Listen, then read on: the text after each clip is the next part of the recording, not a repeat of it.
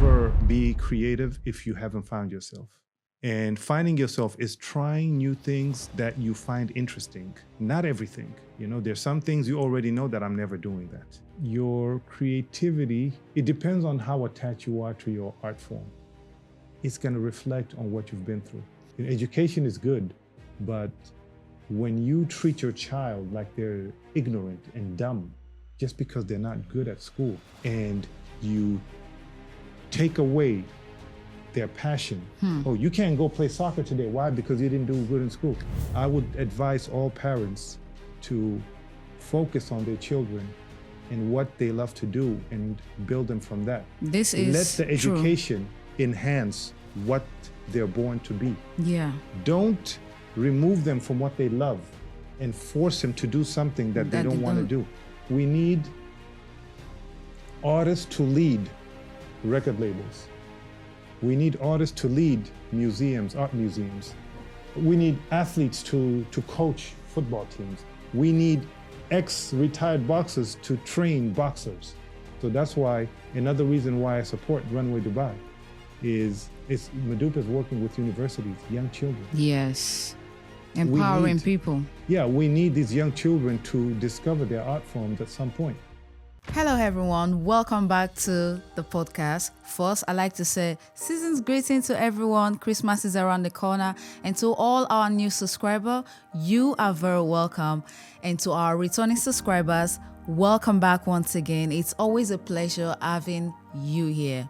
My name is Catherine Kaatz, and I'll be your host for today's episode. In this episode, we are diving into mindset, creativity, relationships, and human connections, conversations that shapes how we grow, how we create, and show up in our personal and professional lives. And today, I am joined by Mr. Hassan, a creative creator and thought leader, and a strong voice in the conversation around mindset, creativity, supporting women, and working closely with artists and creatives. So in this section of the podcast with Mr. Hassan, we'll be sharing his insights and lived experience, especially around mindset and how it influences creativity and human connections within creative spaces. This is an open and honest and insightful conversation. So whether you are a creative, an entrepreneur, or simply someone navigating growth, this is an episode you don't want to miss. If today and this is your first time tuning into our podcast, please don't forget to hit the subscribe button, click the like, drop your comments in the comment section. To all the subscribers, thank you and welcome back for staying active with us, and grab your popcorn. Thank you for joining us, Mr. Hassan. Yeah, thank you for having me. So tell us, how are you today? I'm doing great. Could you share? Yeah, it's kind of windy outside, but yeah, but I guess the rain is coming soon. We haven't had some last year. Yeah, it's really windy today. Yeah, I was kind of feeling a bit lazy. I'm like, I slept for long hours. Why am I feeling? But when I went out, my grandmother always says that when the weather is like that, she doesn't feel very well. So I said, okay, maybe that's why. I think the weather is going to affect a lot of people because, of course, we're in December, so we need to get used to whatever weather that comes for us. Yeah, and remember, you were here about a year and a half ago when the chaos happened with the rain, right? Yes, yes. So let's hope it doesn't get that rainy. No, it won't get that. It's not up to us. Otherwise, everybody has to stay home and do nothing. Exactly, yeah. So please introduce yourself and tell us a little bit about yourself. Well, where should I start? I'm a very diverse person. I'm a civil engineer by education, and I've been in career-wise, I've been in mall management, traffic management, which the headache I dealt with when the rain came. Because when it came, I was in traffic management. It was chaotic. I was even stuck at work for a whole day. Oh my God. No, for a few hours. Yeah. And I mean, I'm a very creative person, since we discussed that earlier. Yes. And I've never been somebody who looked at a career as as my life ambition. I've always looked at, getting a job is a stepping stone to get to where I want to be. So I've always changed careers. I started as a flight attendant because it looked fun. 2 months later, I realized it wasn't very fun. But a lot of flight attendants love to travel. Yeah, the reason why I joined is I love traveling. But when I got there, I'm like, I mostly sleep to where I go and come back. I basically go sleep in another country and come back because I'm too tired because most of the flights are early morning. So it wasn't so fun. And I'm a very proud person. And the idea of taking any comments that could seem disrespectful from passengers or anybody didn't sit well with me. Or having bad leadership, to be honest, and that's something we can even talk about. Like for me, I respect leadership. If my senior doesn't have leadership, then you've lost me. Of course. So my first job, I've noticed that I left, I said something's wrong here. And I was young. I was like maybe 22, 21 at the time. And then when I went to the next job, that's the same thing. Then I realized that it's a pattern that people are not, people are divided in two. You have creative people and you have theoretical people. Yeah. When you mix the roles, that's when the confusion happens. And even in a company, you have leaders and you have people that get the job done. Yes. The leader is not necessarily qualified or shouldn't necessarily be qualified for that to be a leader. No. Yeah. No, what I'm saying is if you're a leader, you're a leader. Okay. But if you are good at something, that doesn't make you automatically a leader. Just because you've done a great job for many years doesn't mean that you are meant to lead. That just means you're good at what you do. And this is what I've noticed, at least in this region. I haven't worked in other places, that people who do a great job get rewarded by getting a promotion to have a team to lead. But most of them have zero managing skills. They're great at what they do. You can never say anything bad about what they do. They're perfect, almost perfect at what they do, their job and everything. But when you let them lead people, they fail miserably. So now because now you talked about leadership, let's go into leadership. Okay, let's talk about that. So leadership, there are two types of leadership. Yeah. The good leadership and the bad leadership. Yeah. There's leadership. See, we have, and even those come in layers. You have inheritance leadership, like you inherited empire, a company, a country, or whatever. That's one. There's leadership that you build yourself and got to your position. We can even name, we can even go through history and name like the type of leaderships that came. And then you have the people that were good at what they do, and they were the best person to lead in that moment, but not overall. Yeah. Until another leader emerges. But one thing stands in the way of all those three is ego. Once you get too egoistic and you feel like you're above everything and everyone, that's when the problem happens. Now you don't want people to criticize you, to challenge you and tell you this, tell you that. Then your ego can infect the born leader, the inherited leader, and the leader that was available at that moment, because now you're coming to threaten my position. Yes. Because now I was a leader for that situation. Let's say a driver, let's say we're 10 people. You're the only driver. At that point, you're the leader because we're following your lead. You're driving. But that doesn't mean overall you're the great leader, but only in that situation, you're the leader. Now, once we get off the car, since you're used to that leadership position of driving, you want to take the lead while we're walking and swimming. You don't know how to swim. How are you going to lead? But, you know what I mean? It's true. Most people who I've had conversation with, they've had problems with leadership, most especially with people above them. Like the ego you just said, you want to take my position. Oh, I feel like this person is too good. I just feel like, and this makes this leadership, this person we call leader, throw the upcoming leader under the table in order for them to stay at the top. Yeah. Does this happen or no? A lot. I mean, let's look at the world right now. Let's not get too political, but if you look at the world right now, it's led with more politicians than leaders. Yes. Politicians use people to fulfill their ambitions. Leaders sacrifice themselves for their people. How many leaders do we have in the world that we see doing that? You know, leaders are Very supposed to few. serve. Leaders are serving their nation, their people, their country, you know, and politicians use other people to serve them to fulfill whatever they're looking for. You know, so we'll give the freedom to the people to watch and see what they see on the news on TV. Who is what? Yes. We don't want to mention any names. No. But, you know, we can't mention any names. Yeah. So you are known as a creator and the thought leader. How would you personally describe your mission and the message you aim to share with people, especially here in the UAE?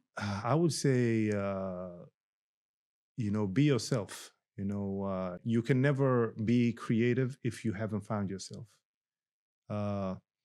And finding yourself is trying new things that you find interesting. Not everything. You know, there's some things you already know that I'm never doing that.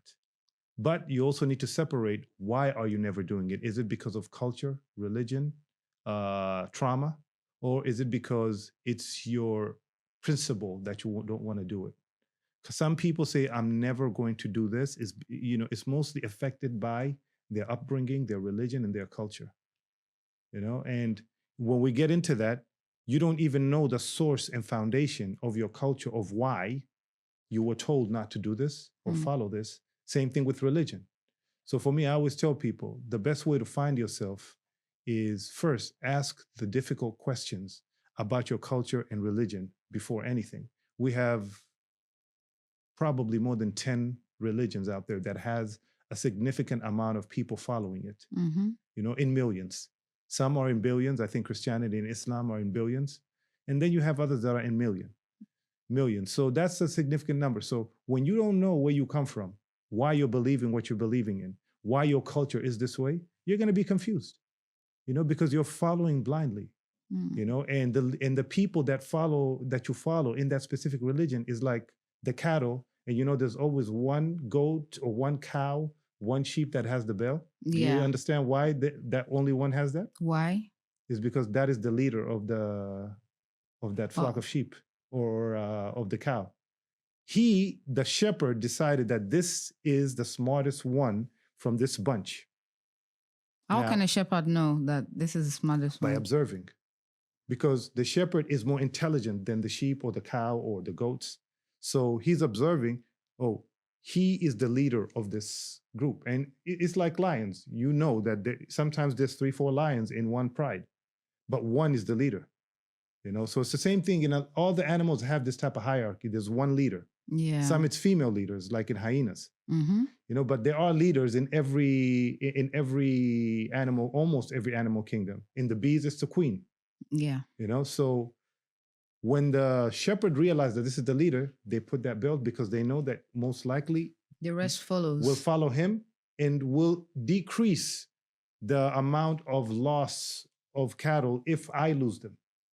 But now, if you pick the wrong leader, or if the leader is self-proclaimed, like in humanity, we're intelligent enough to outsmart people, to trick people. Just because you're smart and you're manipulative doesn't make you a good leader.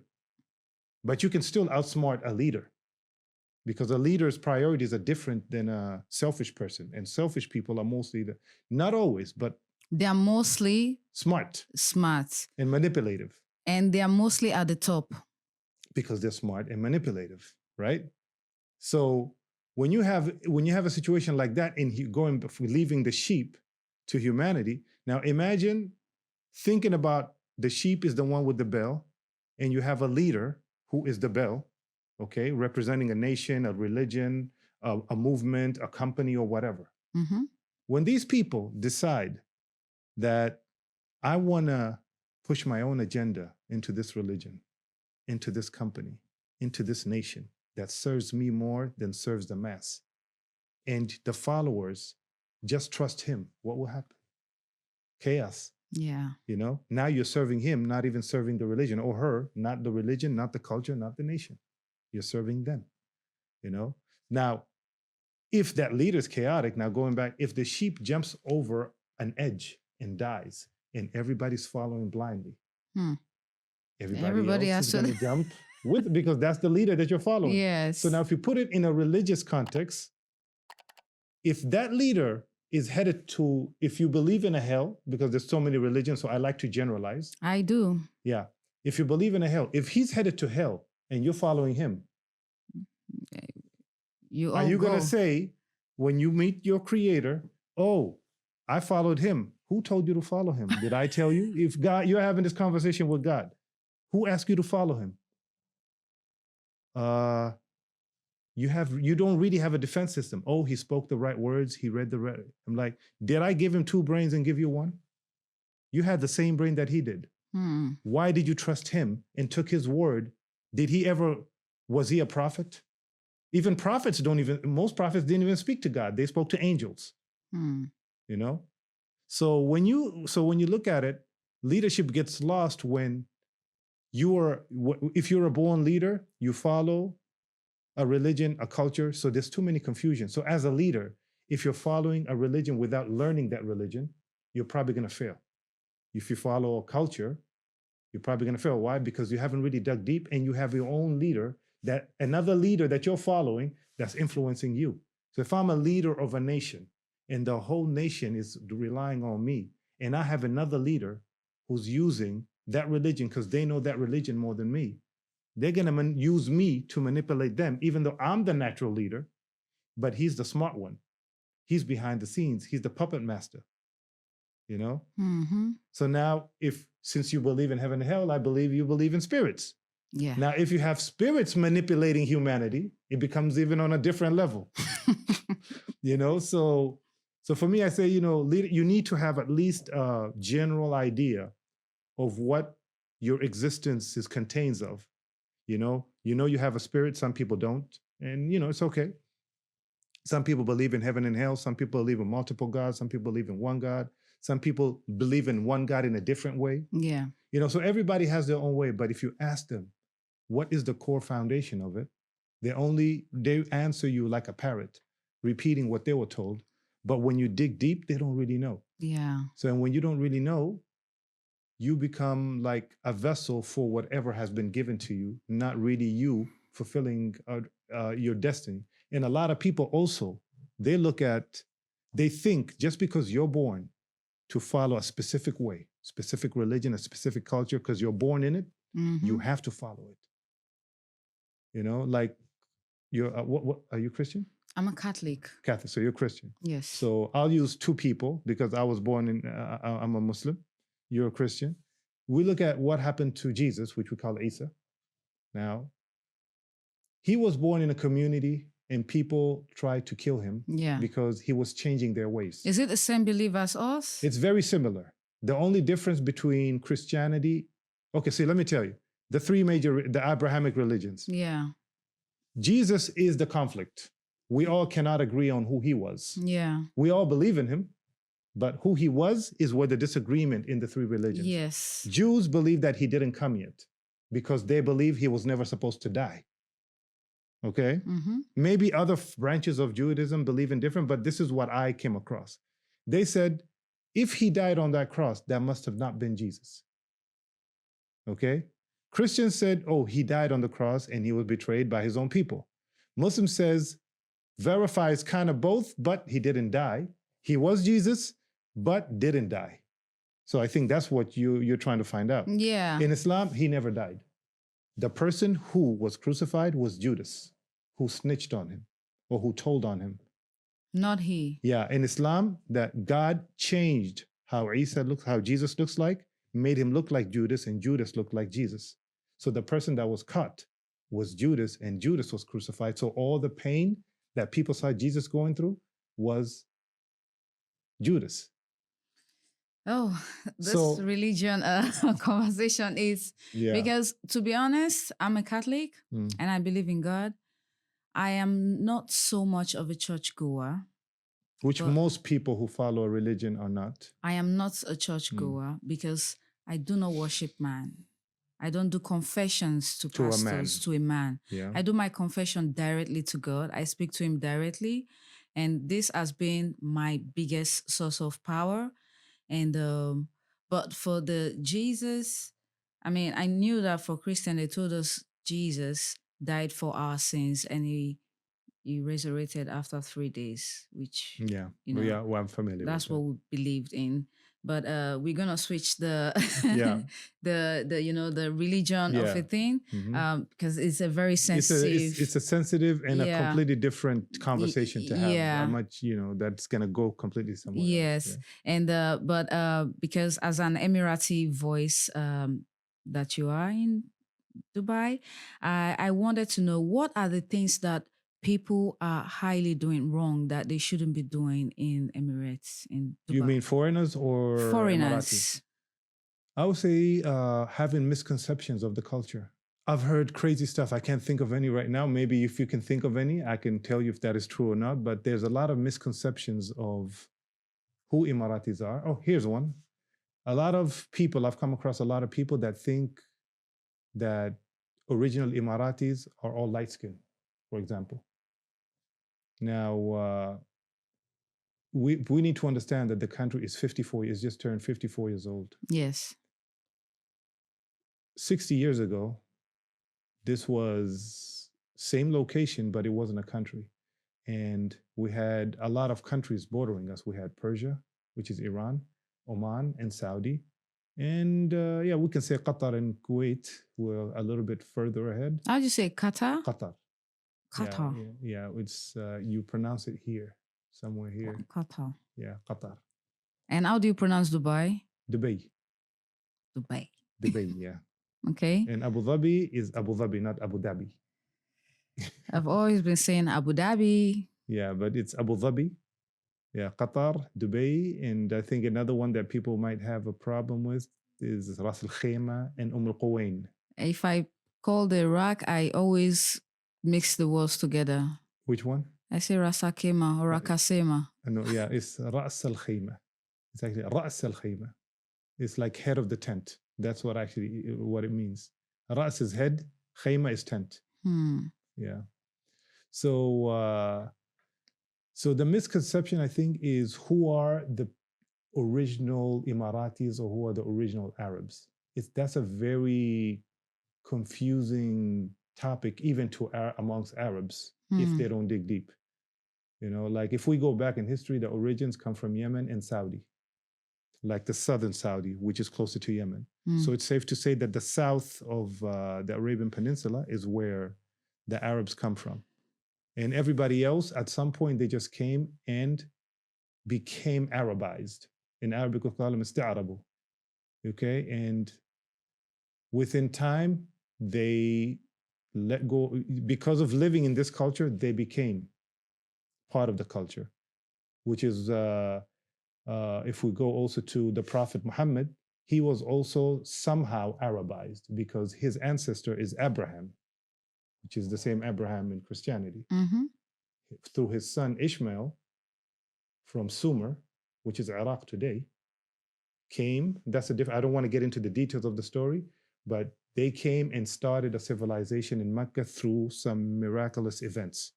Now, you cannot tell any Arab that Muhammad is not an Arab because he spoke Arabic, he lived in the Arabian area, in the Arabic area, and the Quran came under Arabic language. So to understand that history, you know that Arabs are very diverse and they come under different complexions and colors and everything. And another thing is we live in the desert. Like in the GCC, it's mostly desert. You can't be always light-skinned, depending on the climate, but the majority of Arabs should be brown. I've met a couple of brown locals, mostly ladies, and they're totally different. And I used to ask, "Are you sure you're Emirati?" Yeah, you see, that's what I mean by misconception. I've asked that question. It can be a very offensive question to a lot of people because they speak very well, and they say, "I'm Emirati." I'm like, really? They say yes, and then we just laugh over it. And every time we talk and we go out and they introduce themselves, I'm Emirati, and I'm like, I always ask myself question. I really want to know how is it a mix? Is it It's a mix. And remember, Mecca at the time was also a very not the most important, but it was a significant trade hub, especially from Africa to Arabia. Like the Red Sea is right there, Jeddah. And then from Jeddah, you go straight all the way to Mecca and Medina.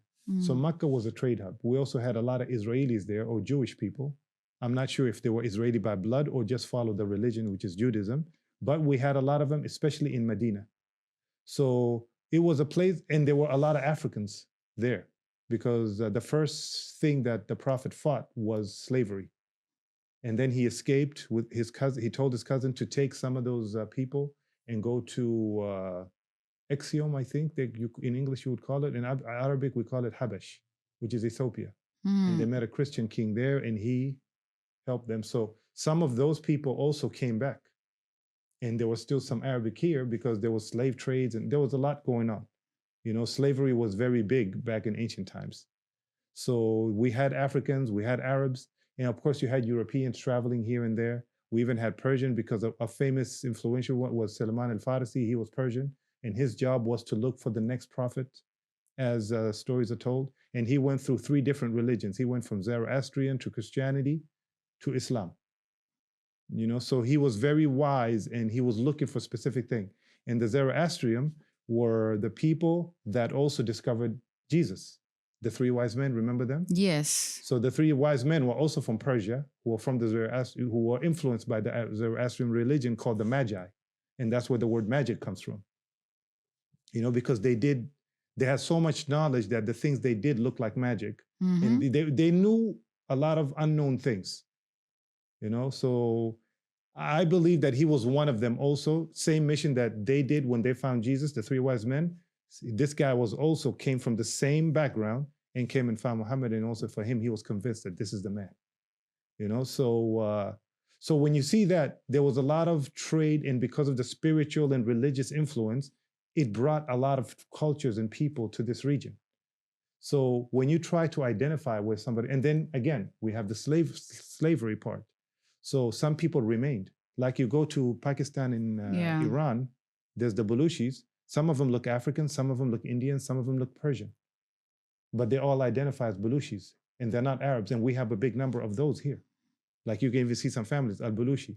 But then there's another ancient history that says that they originate from Arabia. So there's so many things.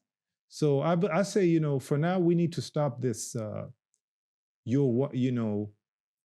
like, what is your origin? Because how far back can you go? It's true. You know? Because it's quite offensive to ask someone this question. Yeah. Like I had a South African Caucasian. She got upset with me by saying, but you're not real African. She got mad at me. But you're not. I can see you're not. You know, but for her, she identifies as a South African. There's nothing I can tell her. You know? So now imagine for somebody who grew up here, and people having a misconception that all Arabs look a specific way, light tone and look like this and all that. And then you actually approach a real Arab who knows his history, and you tell him you're not Arabic. Yeah. You know? It's offensive. It happens to me a lot. And how do you feel in this case? Especially with the way I speak in English. I used to get offended when I was younger, but now I understand it. I'm like, it's just ignorance. Oh, you don't, I'm like, so you know my history more than me now? You know my people more than me? You're telling me, oh, you can't be an original Arab?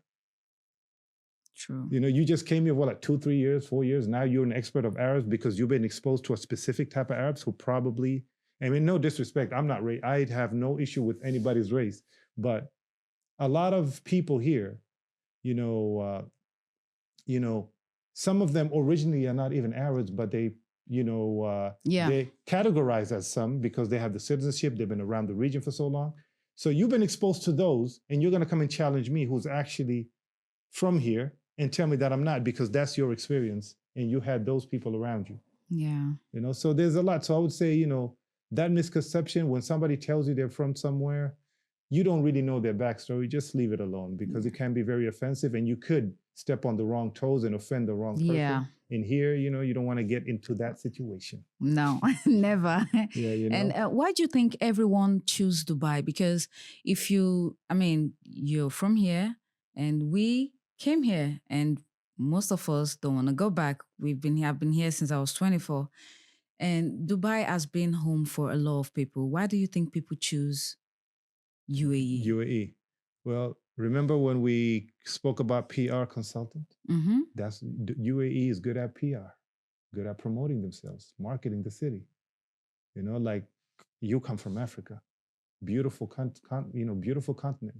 If we're going to talk about beauty and nature, you can't beat that place. You would think people would be drawn to there, but what's the PR? No disrespect, but what's the PR? I have African mix in me, so when I went there, I was very disappointed because I'm like, there's so much potential and so much beauty in this. There is a continent. lot of corruption. Exactly. And that is the African PR. Yes. Everybody you talk to, corruption. And that's the reason, to be honest, that's the reason why majority of us go out, because there are a lot of people who are so much educated.